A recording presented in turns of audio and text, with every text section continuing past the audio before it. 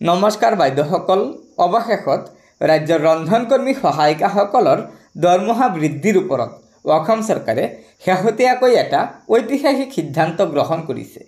হয় বাইদেউসকল, ৰাজ্যৰ ৰন্ধনকৰ্মী সহায়িকাসকলৰ মাননি অতি শীঘ্ৰে বৃদ্ধি পাব। কিমান বৃদ্ধি পাব সেয়া আপোনালোকক জনাম। তাৰ আগতে বলক আমি জানি লওঁ ৰাজ্যৰ ৰন্ধনকৰ্মী সহায়িকাসকলৰ দৰমহা বৃদ্ধিৰ ওপৰত ৰাজ্যৰ শিক্ষামন্ত্ৰী ডাঙৰীয়াই কি মন্তব্য আগবঢ়াইছে। এয়া চাওক, শিক্ষামন্ত্ৰী ডাঙৰীয়াই প্ৰথমতে কৈছে, সদৌ অসম প্ৰাথমিক উচ্চ প্ৰাথমিক বিদ্যালয়ৰ মধ্যাহ্ন ভোজন ৰান্ধনী সহায়িকা সন্থাৰ প্ৰতিনিধিবৰ্গৰ সৈতে আজি জনতা ভৱনত মিলিত হওঁ আৰু তেখেতসকলৰ মূল সমস্যা সন্দৰ্ভত আলোচনা কৰোঁ। মধ্যাহ্ন ভোজন ৰান্ধনী সহায়িকা সন্থাৰ মাননি বৃদ্ধিৰ প্ৰসংগত অসম চৰকাৰে সক্ৰিয়ভাৱে বিবেচনা কৰি আছে।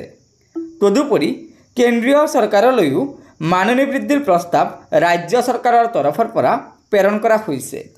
বৈঠকত সমগ্ৰ শিক্ষা অসমৰ জ্যেষ্ঠ বিষয়াসকলৰো উপস্থিত আছিল। গতিকে বাইদেউসকল, আপোনালোকে জানিব পাৰিলে যে শিক্ষামন্ত্ৰী ডাঙৰীয়াই স্পষ্টভাৱে জনাইছে যে অতি শীঘ্ৰে ৰাজ্যৰ ৰন্ধনকৰ্মী সহায়িকাসকলৰ মাননি অসম চৰকাৰে বৃদ্ধি কৰিবলৈ গৈ আছে। আৰু কিমান বৃদ্ধি কৰিব সেয়া চাওক। NKTVৰ প্ৰতিবেদন মতে ৰাজ্যৰ ৰন্ধনকৰ্মী সহায়িকাসকলৰ মাহিলী দৰমহা হ'ব ৬,০০০ টকা। হয়, ইয়াত চাব, শিক্ষামন্ত্ৰীৰে ৰান্ধনী সহায়িকা সন্থাৰ বৈঠকত ডাঙৰ সিদ্ধান্ত।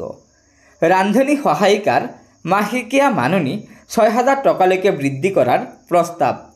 প্ৰতি মাহে নিয়মিতভাৱে ৰন্ধন কৰ্মীসকলৰ মাননি প্ৰদানৰ সিদ্ধান্ত। ব্যক্তিগত প্ৰতিষ্ঠানক গটোৱা নহয় বুলি আশ্বাস শিক্ষামন্ত্ৰী ডাঙৰীয়াৰ। আজি জনতা ভৱনত মন্ত্ৰী ৰণোজ পেগুৰ সৈতে অনুষ্ঠিত হৈছিল বৈঠক। গতিকে বাইদেউসকল, এয়া নিশ্চয় ৰাজ্যৰ ৰন্ধনকৰ্মী সহায়িকাসকলৰ বাবে এটা অত্যন্ত সুখবৰ।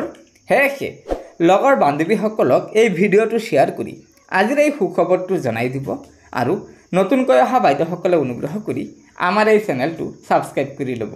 ধন্যবাদ। জয় আই অসম।